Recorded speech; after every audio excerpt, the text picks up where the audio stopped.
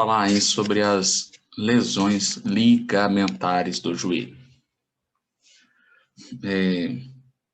Trata-se de uma condição, uma lesão, né, uma patologia que vai acometer todas as idades, né, com todos os perfis que a gente tem.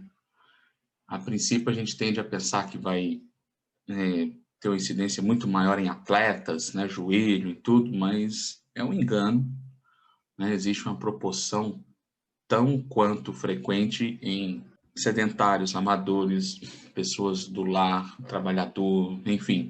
E dentre os ligamentos, é interessante a gente recordar aqui, ó, no joelho, né, que nós temos o ligamento colateral medial, nós temos o ligamento colateral lateral e nós temos também os cruzados, né, que na imagem ampliada, aqui ele tem um ligamento cruzado posterior, lá embaixo, lá atrás, perdão, e o ligamento cruzado anterior é o que está rompido aqui, ó. Então, nós temos esses 4 ligamentos no joelho, né? Nessa imagem aqui também a gente consegue ver alguns, ó. Esse aqui é o ligamento colateral, lateral, que sai do côndilo do fêmur, do epicôndilo lateral, dilacerado, tá vendo? Rompido, e inserido na cabeça da fíbula. É legal a gente ver essa imagem, porque não necessariamente, toda vez que rompe o ligamento, ele vai separar e partir em 2. Olha, esse aqui mesmo, ele tá, né, as fibras já foram bem dilaceradas e tudo, mas ele tá aí ainda, só que bem comprometido.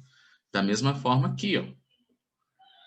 Como se fosse não, é uma lesão, né? A gente vai classificá-las, né? A gente já entende isso, classifica em lesão do tipo grau 1, grau 2 e grau 3, de acordo com sinais e sintomas e de acordo com a quantidade de fibras que são lesionadas daquele tecido, né? Então, quando a gente fala romper o ligamento, lesionou o ligamento, não necessariamente ele separou, não necessariamente foi uma ruptura total, que normalmente isso pode vir à cabeça, né, à mente da gente. E uma lesãozinha dessa daqui, ó, que não pegou nem 50%, né, das fibras, se você pegar a grossura do ligamento aqui, pegou só essa parte, é uma lesão que vai dar trabalho para o sujeito, né? Então, não precisa, inclusive, quando é total, é incapacitante, né? A gente está falando do maior nível aí de lesão. A lesão mais frequente é do colateral medial, ele é o que mais sofre lesão. Um dos motivos é o nosso valgismo fisiológico, que já mantém ele sob uma leve tensão, né? O valgo aumenta a tensão do colateral medial. E os ligamentos em si, né, têm como função evitar o deslocamento anormal dos segmentos articulares, né? Ou seja, evitar que aquele osso, que aquele segmento tenha um movimento além do fisiológico. Então, ele limita, certo? Essa é a principal função dos ligamentos, fazer essa estabilização, segurando, né? Por isso que a gente define ligamentos como aquela estrutura que liga um osso, aqui tem um ligamento ó, colado nesse osso, e esse ligamento vai colar em outro osso. Não é isso? O ligamento sempre vai unir um osso no outro, porque ele vai estabilizar, vai segurar, vai limitar os movimentos anormais ou excessivos daquela articulação. E o ligamento tem outro papel muito importante também, que às vezes a gente esquece, a gente pensa só na biomecânica e tudo, que é a função proprioceptiva. Proprioceptiva. Ponto. O ligamento é munido, né, de vários receptores ligamentares, Ruffini, Pacini, e sobre as tensões, estiramentos e encurtamentos, esses receptores são ativados e informam um sistema nervoso, né? Através daquelas vias, primeiro o neurônio até a medula, da medula até o tálamo, do tálamo até o córtex. Então, ele é totalmente proprioceptivo. Eles nos ajudam a manter equilíbrio. Eles nos ajudam a corrigir possíveis instabilidades do corpo, que é uma função sensacional também. Isso eu estou dizendo de todos os ligamentos. Quando a gente fala do joelho e do tornozelo, é mais ainda por essa questão do equilíbrio, né? Por estar no membro inferior. Mas todos os ligamentos têm essa capacidade proprioceptiva também. E outra informação importante é, os ligamentos se lesionam por estiramento. Isso aqui é importante. Ou seja, eu tenho um fio, igual aqui, eu finjo que esse fio aqui do fone de ouvido é um ligamento. E os dois ossos onde eles estão inserindo, né? Meu polegar e meu indicador aqui é um osso, meu polegar e meu indicador aqui é outro osso. Quando os ossos se afastam, ele vai estirar, tá vendo? Estirou. Ele tem até uma capacidade elástica, ele tem a sua extensibilidade. Quando os ossos se aproximam, o ligamento vai afrouxar. Quando ele está frouxo, não tem por que pensar que ele vai lesionar. Não lesiona. Só se vier algum trauma cortante, alguma coisa assim, e cortar ele assim, ó, tuf, né? No meio, um caco de osso, né? Dependendo da fratura, um fragmento, né? Que fica tipo uma lâmina, enfim. A gente pode viajar numa possibilidade assim, mas raramente ele vai lesionar se ele está assim frouxo. Agora, quando a gente afasta os ossos onde ele se insere, ele se estende. E aqui ele não deixa o osso ir mais, ele segurou, não vai mais. Estou forçando e não vai. Agora, se a força que está empurrando o meu osso for maior do que a força do ligamento, né, da capacidade dele de segurar, se eu puxar mais forte aqui, o fio vai quebrar. Então, para o fio quebrar, ele tem que ficar todo estendido, todo tensionado, para depois ele se romper, né? Eu posso romper também fazendo assim, moçada, ó, rodando, ó. Eu vou rodar para cá e para lá, tá vendo que ele também vai entortando, mas ele está ficando tenso, porque eu estou girando também. Então, os ligamentos também rompem por torção. Então, isso é muito importante. Se o paciente estirou, a gente fala até estiramento ligamentar, se ele rompeu o ligamento, como está nessa imagem aqui do cruzado, como naquela outra lá, é porque esse ligamento foi colocado sob tensão máxima e foi além da tensão máxima e ele não aguentou. E é importante falar também que, na grande maioria das vezes, o ligamento consegue segurar a articulação. Na grande maioria das vezes, a gente força para um lado e ele segura e traz. E não acontece nada. E a gente nem dá importância para isso, porque ele resolveu. O problema são as minorias, que é quando o ligamento não segura. Que ele rompe. Aí é que a gente vai lembrar e vai, né, saber do que o ligamento está ali, na hora da lesão. Alguns dos principais mecanismos de traumas dos ligamentos, ou seja, os movimentos que podem estar associados às lesões, tá? Aqui nós temos, mais uma vez, um ligamento colateral lateral, originado no epicôndilo lateral, inserido na cabeça da fíbula. O ligamento colateral medial, que se origina no epicôndilo medial, insere aqui na pata de ganso, no bordo medial aqui da tíbia, né? Ponto. Em relação ao lateral, LCL, ligamento colateral lateral. Se o paciente é submetido a um estresse em varo excessivo, associado com uma rotação interna, a gente tem um aumento do compartimento lateral. O que é esse compartimento lateral? A gente precisa dividir o joelho aqui em duas partes. Ó. Passar uma linha aqui. Aí, este lado todo aqui é o compartimento lateral do joelho, isso aqui, ó. E esse lado de cá é o compartimento medial do joelho. Entenderam? Então, é mais ou menos assim, ó. Aqui tem os côndilos e aqui a tíbia, não é isso? E aqui a fíbula. Pronto. Esse lado aqui é o compartimento lateral, o espaço lateral do joelho. Esse lado de cá é o compartimento medial. Então, quando a gente fala que este movimento de estresse em varo, né, um varo e uma rotação interna vai aumentar o compartimento lateral, é porque vai fazer isso. Ó. Se eu fizer um varo este fêmur vai ficar mais ou menos assim, ó, meio exagerado, né? Torto. E a tíbia vai ficar meio assim. E a fíbula aqui, descendo. Então, é como se o fêmur ficou desse jeito e a tíbia desse jeito. Ó. Fez um varo. Sacou? Ó, aqui está a perninha do paciente, o quadril. Aqui o pezinho. Um varo. O joelho foi para fora. E neste varo, o compartimento lateral fica muito maior. Ó. Ele aumenta. Sacou? Enquanto o medial ó, ficou pequenininho. O ligamento não está aqui? Então, o ligamento, olha o tanto que ele tem que esticar e tensionar. O medial fica frouxo, frouxo, frouxo, frouxo, que só. Então, num estresse em varo, a gente já tem um aumento do compartimento. Quando associa a rotação interna, a gente estende, estica, tensiona muito mais o ligamento lateral. Ponto. E aí você tem uma probabilidade maior de lesão. Nessa posição, nesses movimentos. O medial já vai ser o contrário.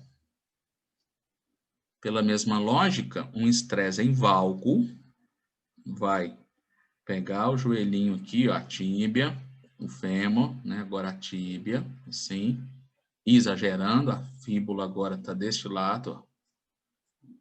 Aí agora o lado medial, que ficou bem estendido, o ligamento está aqui, ó, bem estendido, e o lado lateral está frouxo. Então, no estresse em valgo, mais a rotação externa, o estresse em valgo vai abrir o compartimento medial e vai estender o ligamento medial. A rotação externa vai tensionar, vai distanciar mais ainda as suas origens. Então, você vai sim ter um maior estiramento desse ligamento e vai favorecer ele sofrer muito mais lesão. E se esses movimentos forem brutos, abruptos, né, e rápidos e muito além da capacidade fisiológica, vai romper, certo? Óbvio que no desenho, aqui, ó, o espaço, compartimento medial aqui ficou enorme, não é exagerado dessa forma, né? O tanto que aumenta é muito pouco, é o tanto para tensionar ali o ligamento, a gente faz exagerando assim para poder entender o mecanismo, tá bom? Então, esses são os principais aí mecanismos ou probabilidade de lesão aí desses ligamentos colaterais. Aí agora, quando a gente vai para os cruzados. LCA, ligamento cruzado anterior. LCP, ligamento cruzado posterior, tá? Mecanismos de trauma. Rotação da tíbia em relação ao fêmur. E repare que isso daqui é incomum nos dois. O LCA, olhem aqui para mim, se eu tenho a tíbia, tá aqui, minha mão é a tíbia. Minha outra mão é o fêmur, né? Aqui a gente tem a articulação do joelho, dobra, flexiona e estende, tá? Se eu tenho uma rotação da tíbia, ó, uma rotação da tíbia em relação ao fêmur, né? Ou até mesmo uma rotação entre eles, isso vai ser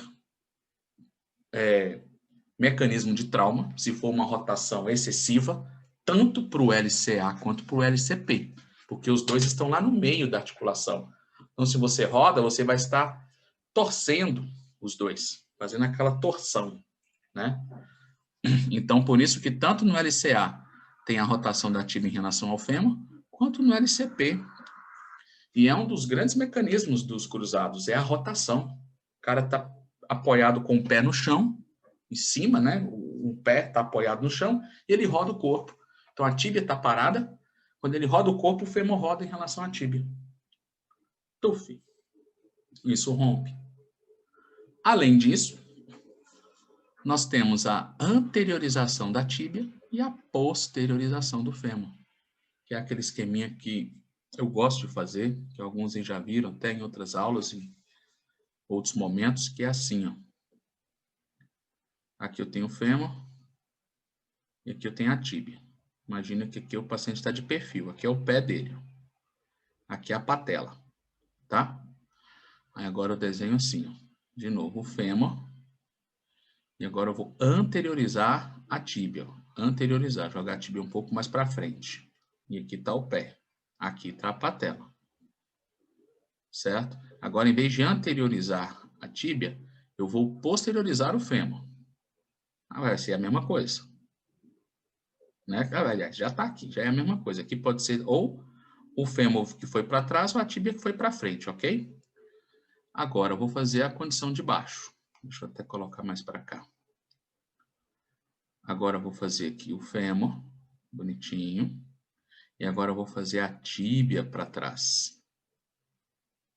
O pé do indivíduo. E aqui a patela. Pronto. Então, ótimo. E agora dá para a gente explicar.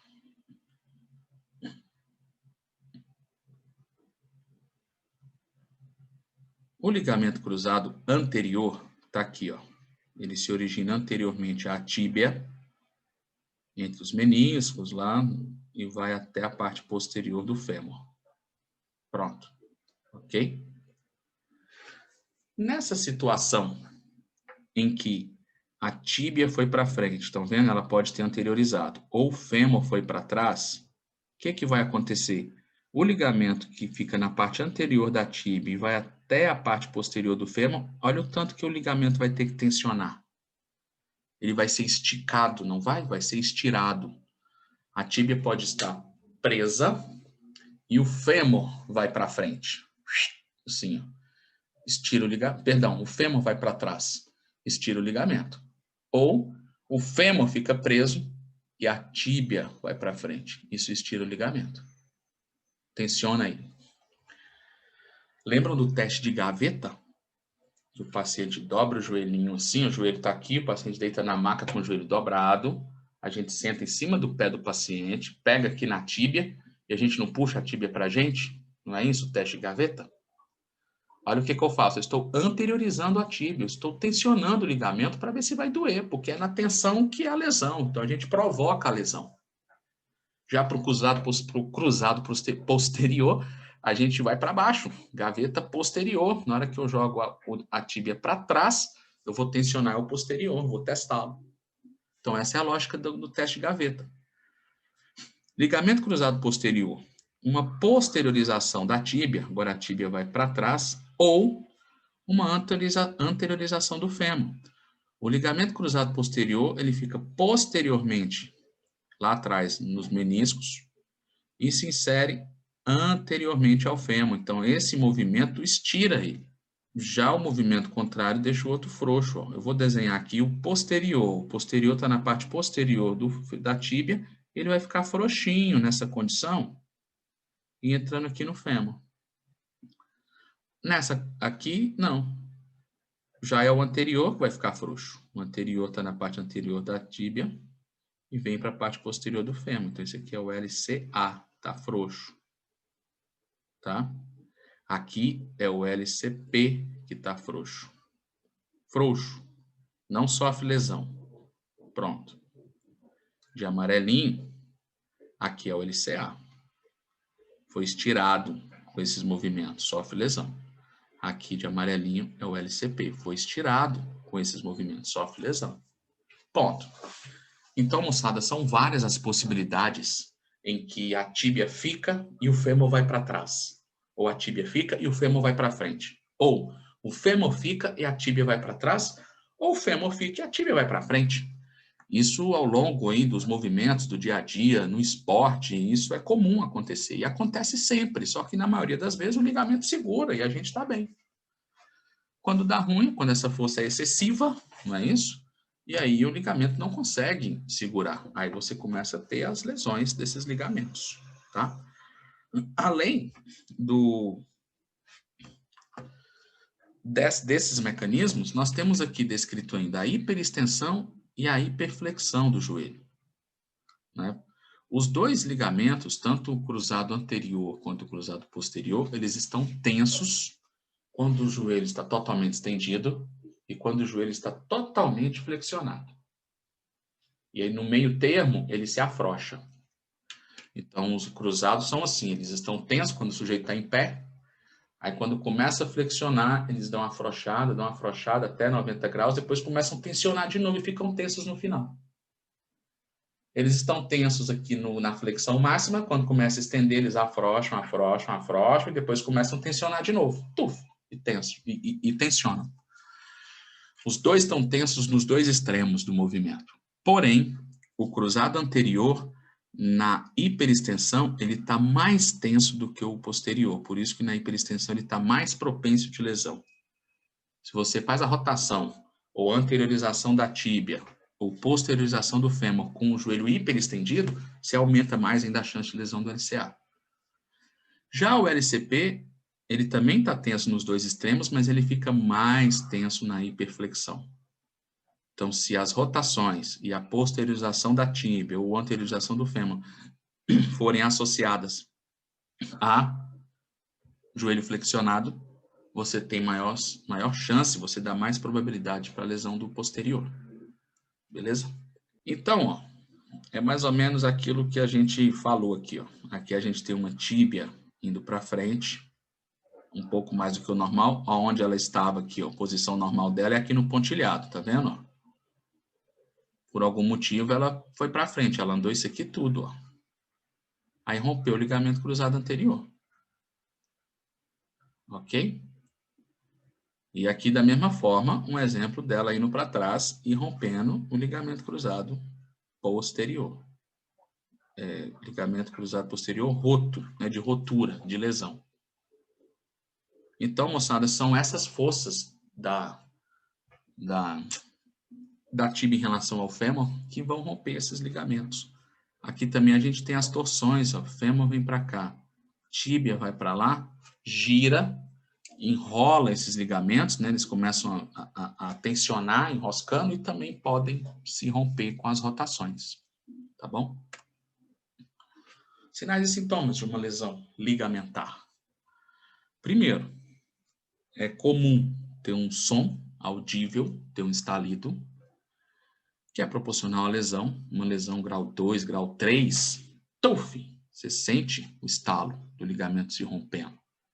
É uma corda firme, grossa, então na hora que ela se rompe, faz barulho, tá? E esse paciente vai ter, óbvio, uma dor constante. A dor piora com o movimento. Por que piora com o movimento? Na hora que ele mexe, aquela estrutura lesionada se movimenta e incomoda bastante, né? Tem-se um derrame articular, principalmente na lesão dos cruzados, que os cruzados são intraarticular. O ligamento colateral medial também tem porções intraarticulares, ou praticamente tudo. Agora, o ligamento colateral lateral ele é considerado extraarticular, então ele já não tem tanto esse derrame, ele está fora da cápsula da articulação, sim. Né? Ele é mais externo. Se tem a diminuição da DM, se tem encurtamentos e espasmo muscular de toda a musculatura que chega ali no joelho, né? A gente tem aqui o fêmur e tíbia e a patelinha aqui na frente. Aí, moçada, tensor da face lata vai tensionar, quadríceps aqui na frente vai tensionar, até parte dos adutores, vem para a pata de ganso, sartório, lá atrás os isquios tibiais, até o gastrocnêmio que vai lá para baixo. Então, toda essa musculatura do joelho tende a contrair como um espasmo protetor frente à lesão, até para suprir o ligamento. A articulação ficou instável quando o ligamento rompeu. Então, o músculo trava. Vamos segurar. E não é função dele ficar segurando. Até é, né? O músculo também tem função estabilizadora, mas não é a principal. O ligamento, sim, mas na ausência do ligamento, ele vai ali tentar segurar e essas contrações vão gerar encurtamentos, vão gerar espasmos nessa musculatura. A gente vai ter que tratar isso depois. Ainda é comum, muito comum, hematomas, dependendo da lesão, né? Se for grau 1, esse hematoma às vezes é imperceptível até. Se for grau 2, grau 3, o hematoma é inevitável. Vai ter o hematoma junto com o edema, certo? Nessa lesão. E a gravidade da lesão e dos sinais e sintomas, melhor, a gravidade dos sinais e sintomas é proporcional à gravidade da lesão. Numa lesão total, se a pancada foi boa mesmo, e rompeu o ligamento, separou, esses sintomas são hardcore. A dor é insuportável, a ausência de movimento é total, a pessoa perde a função total daquele segmento, não movimenta nada. O edema vai ser enorme, o barulho nem se fala, hematoma gigante. Agora, se foi uma rotura grau 1, rompeu aí 15, 20% das fibras, começou só a romper assim, ó, tuf, tuf, tuf, rompeu só essas. E o resto está grudado, vai doer, vai perder função, vai ter tudo isso, só que em condições menores, né? Exames clínicos. Os testes especiais que a gente pode fazer para poder ajudar no diagnóstico, né? A gente tem as rotações laterais do joelho para LCM, rotação medial do joelho para LCL, né? Muitas vezes a gente posiciona o paciente sentado na maca, assim, ó, quadrilzinho, sentado assim com o joelho para baixo, né? Na cadeira ou em cima da maca, como a gente quiser, e a gente pega a tíbia dele e faz uma rotação, segura o fêmur que está na coxa assim e roda a tíbia. Se você roda lateral, você está tensionando o ligamento medial. Se você roda medial, você está tensionando o ligamento lateral. Aí a gente tem esse teste que a gente faz para poder testar. Se na hora que a gente rodar lateral, o paciente sentir dor do lado medial ali, é porque realmente o ligamento pode realmente estar assim rompido, né? Da mesma forma a gente faz no estresse de vara em valgo. O estresse em valgo, como eu desenhei para vocês lá aquela hora, quando a gente empurra o joelho para dentro, fazendo valgo, a gente favorece um aumento do compartimento medial, ele fica mais alto, o espaço articular aumenta e você estica o ligamento medial. Está testando ele. Quando a gente força o varo, a gente aumenta o compartimento lateral e aí força o ligamento lateral, dando a ideia da lesão, se incomodar, se tiver dor, né? Ele lesionado, quando a gente começa a empurrar, o paciente já reclama, porque já mexe. O bicho está lá todo machucado. Aí você começa a estirar ele, dói na hora. E nós temos também o teste gaveta anterior, gaveta posterior.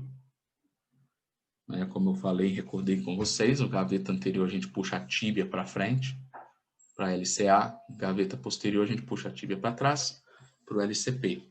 Teste de Lachman, tem algumas formas de pronunciar aí, dependendo do país onde a gente está, LCA e LCP também. Muito mais usado para o LCA, tá? A diferença dele para o gaveta é que o gaveta, o paciente está deitado na maca, quadrilzinho, uma perna está esticada e outra perna está assim a 90 graus. É essa perna que a gente vai fazer a gaveta, né? Vai puxar o tíbia para cima anteriormente ou para trás posteriormente. O paciente está aqui bonitinho. No Lachman, não. Ele está deitado, uma perna está estendida e a perna a ser testada está semi-fletida, semiflexão. Aí o terapeuta vai empurrar essa tíbia para frente, estabilizando e segurando esse fêmur para trás. Ele segura na coxa, para baixo, na maca, e vai lá embaixo, na fossa poplite, assim, um pouco abaixo na panturrilha, e empurra a tíbia para frente, para fazer a gaveta anterior. Se ele quiser fazer o posterior, ele segura na tuberosidade da tíbia, na frente, na canela, né, ali, e vai lá na coxa por baixo. E agora puxa o fêmur para baixo e segura, puxa a tíbia para baixo e segura o fêmur aqui, empurra a tíbia para baixo.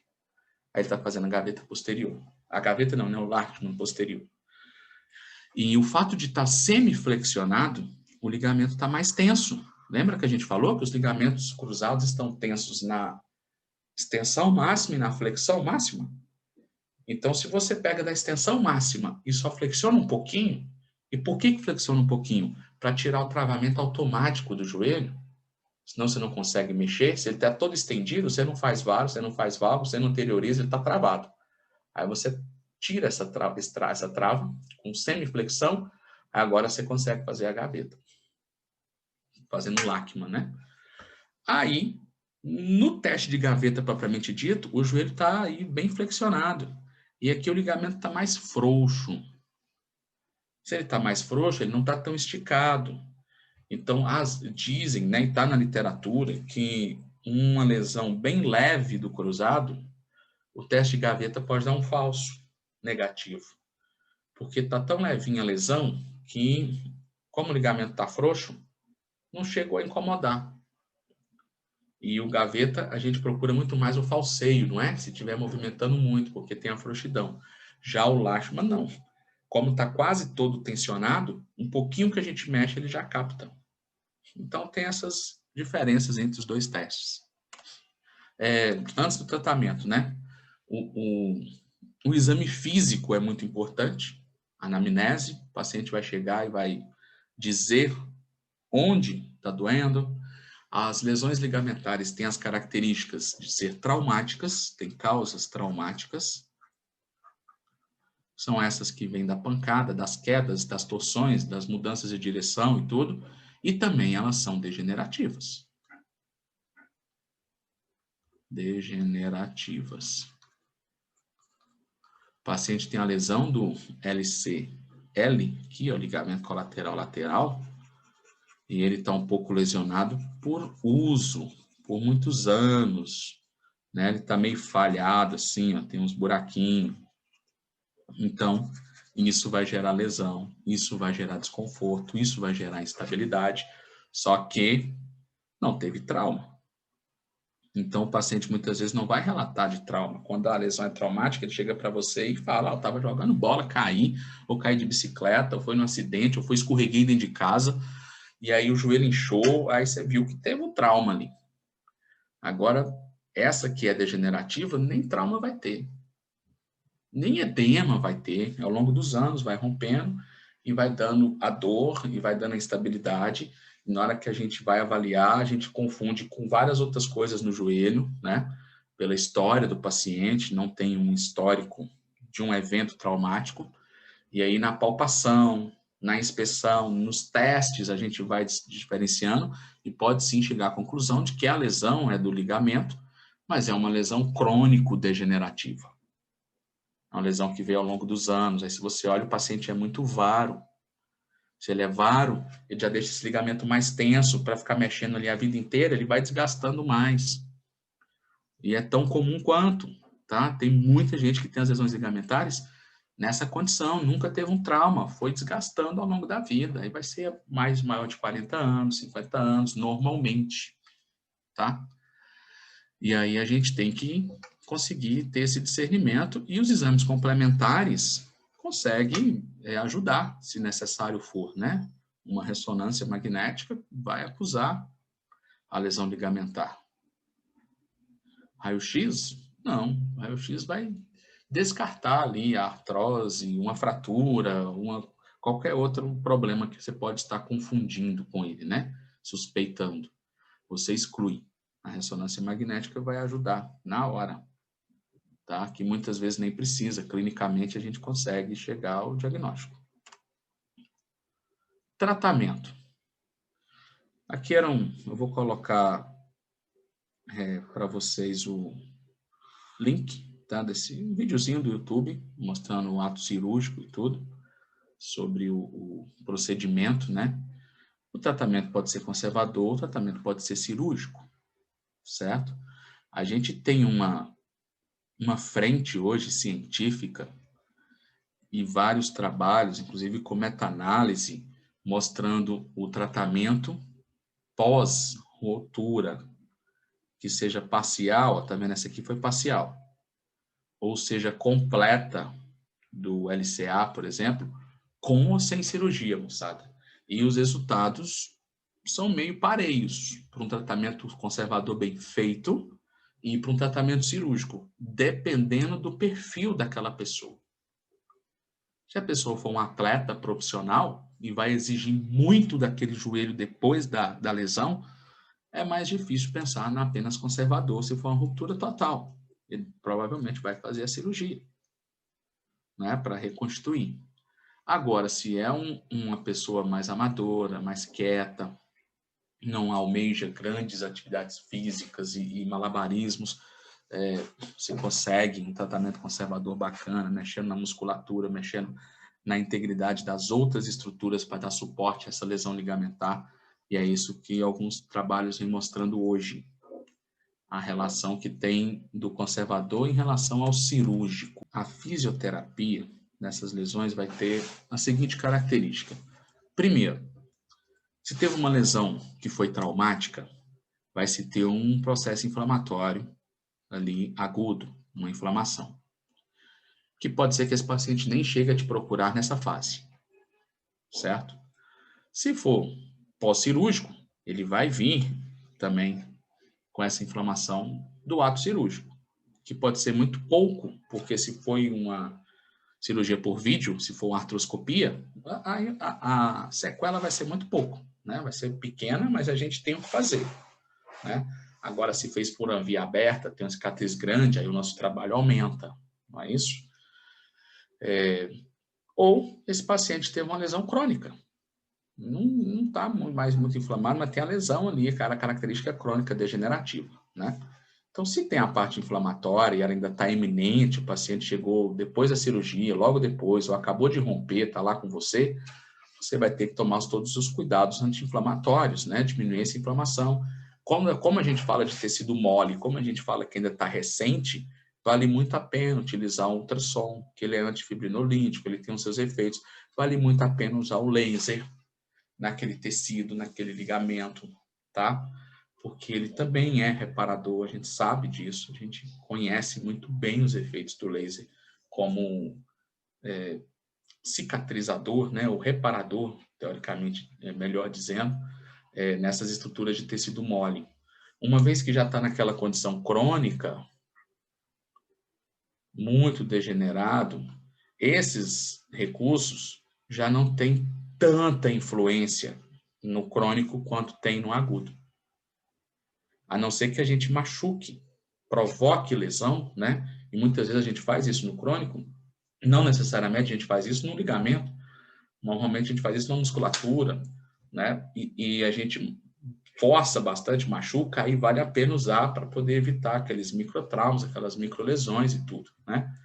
E é analgésico. Então, de repente, você pode pensar como um recurso analgésico, mas ele pode vir também até um TENS. Aqui a gente usa também o próprio TENS, a Crio, né? Aqui a gente usa, pode como analgesia também relaxar aqueles espasmos da musculatura, a termoterapia, levar mais sangue, deixar aqueles músculos que estão tensos, lembra que a gente falou? Para tentar dar suporte, né? Mais relaxados. E a gente tem esse primeiro momento, digamos assim, essa possibilidade eletroterápica, né? Termo e eletroterápica. Ponto. Aí depois que vem o grosso do negócio, né? Isso aqui é simples, é fácil. Claro que é fácil, uma vez que a gente entende os parâmetros, como que eu vou usar o ultrassom, o laser, o TENS, né?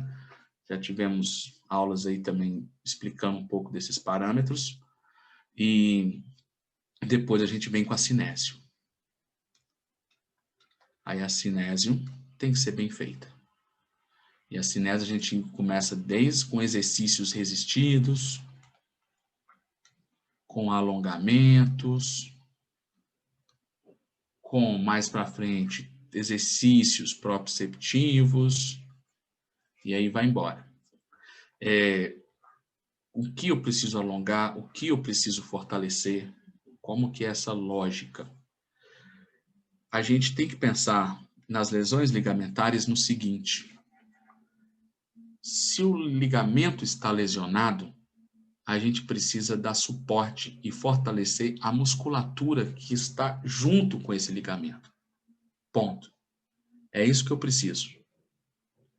Porque eu dando condição para esse músculo estar forte e alongado, que é diferente de encurtado e com espasmo, que é como ele vai estar normalmente, a gente dá suporte para essa articulação ficar mais estável e dá mais condições para o reparo desse ligamento. Então, se o paciente lesionou, imagina aqui comigo, aqui eu tenho o fêmur e a tíbia, e a fíbula desse lado, né? Se o paciente lesionou o ligamento colateral lateral que está aqui, eu tenho que trabalhar muito essa musculatura lateral, moçada. Por exemplo, o bíceps femoral, ele passa junto do ligamento e insere na cabeça da fíbula. O tensor da face lata cobra aqui por cima também, vai na tíbia. Então, são músculos bons de estarem fortes e alongados numa lesão, por exemplo, de LCL. Entendam que a gente tem que mexer em toda a musculatura do joelho. Devolver ADM de todo o joelho, com mobilização, com o que for preciso, né? E além de estar mexendo, é inevitável. Não tem como não trabalhar o quadríceps, os adutores, os flexores, tudo. Mas esses que passam ao lado do ligamento, a ideia é hipertrofiar, é deixar eles bombando. Se a lesão for do ligamento colateral medial, tá aqui o fêmur e a tíbia e a fíbula, tá do lado de cá, a gente usa muito os músculos da pata de ganso. Sartório, vem aqui. O semitendinoso, vem aqui. O grácil, vem aqui. Junto com o ligamento, inserem no mesmo lugar. Então, a gente tem que trabalhar esses três tendões aí, que eles passam junto lá na bolsa, junto à bolsa anserina, e vão dar um suporte bacana para esse ligamento que está machucado ainda, né? E, de novo, alongar toda a musculatura, tudo isso. No caso dos cruzados, a gente tem como ideia fazer o contrário daquele mecanismo de trauma que a gente falou. Então, por exemplo, aqui agora eu tenho o fêmur, aqui eu tenho a tíbia e a patela está aqui, ó, o sujeito está de perfil, tá? Se o que lesa o cruzado anterior é a tíbia ir para frente ou o fêmur ir para trás, a gente falou isso, né? O cruzado está aqui. Então, a gente tem que trabalhar músculos que fazem a tíbia vir para trás, como, por exemplo, sóleo, solear, bastante, a parte da panturrilha, ou que façam o fêmur ir para frente. E aí a gente praticamente não tem essa musculatura. A gente gosta de trabalhar muito, bastante, os flexores aqui, ó, ilipsoas, deixar ele já é mais difícil. Então, a gente tem que favorecer o que está de amarelo, que é a tíbia ir para trás ou o fêmur ir para frente. Então, aqui a gente tem que trabalhar muito essa musculatura. E, é claro, nós vamos dar ênfase em tudo. O quadríceps é essencial em qualquer lesão de cruzado. Os isquios, da mesma forma, né? Mas a gente tem que dar uma atençãozinha para esses músculos que ajudam a dar o suporte no ligamento. Quando a gente fala do cruzado posterior, está aqui o fêmur e a tíbia e a patela. O posterior é agora se a tíbia for para trás e se o fêmur for para frente. Aí a gente tem que pensar nos músculos que fazem o contrário. Então, nós temos músculo que joga a tíbia para frente, o próprio quadríceps. Músculos que jogam o fêmur para trás, os isquios, o gastrocnêmio fazem isso. Os isquios estão para cima, o gastrocnêmio está aqui também, né? Aliás, perdão, os isquios estão aqui na tíbia. Então, os isquios entram aqui nessa jogada também. Os isquios jogam a tíbia para trás, aqui é sóleo e isquios. Para jogar o fêmur para trás aqui é o gastrocnêmio. Gastrocnêmio. Então, a gente tem que ter essa noção. Vai na inserção muscular, na ação dele, o que esse músculo faz com os ossos do fêmur e da tíbia? Vamos trabalhar ele para fazer o movimento contrário do mecanismo que pode atrapalhar. Enquanto esse ligamento está se recuperando, enquanto esses músculos ainda estão sendo trabalhados, relaxados, alongados, liberados, né? E depois o treino aí de propriocepção é importantíssimo para devolver essa capacidade estabilizadora para essas estruturas. Mas uma lesão de cruzado, por exemplo, é uns 6 meses, 8 meses para o sujeito ficar bom. Se for uma lesão bacana, né? Inclusive com cirurgia. Uma lesão grau 2 de um ligamento do joelho aí, 3, 4 meses. Então, essas lesões são demoradas de tratar. E a gente tem que estar fazendo esse tratamento e orientando o paciente em casa, né? E são lesões que quem vai para o mundo da ortopedia aí não vai fugir delas. Sempre vão existir.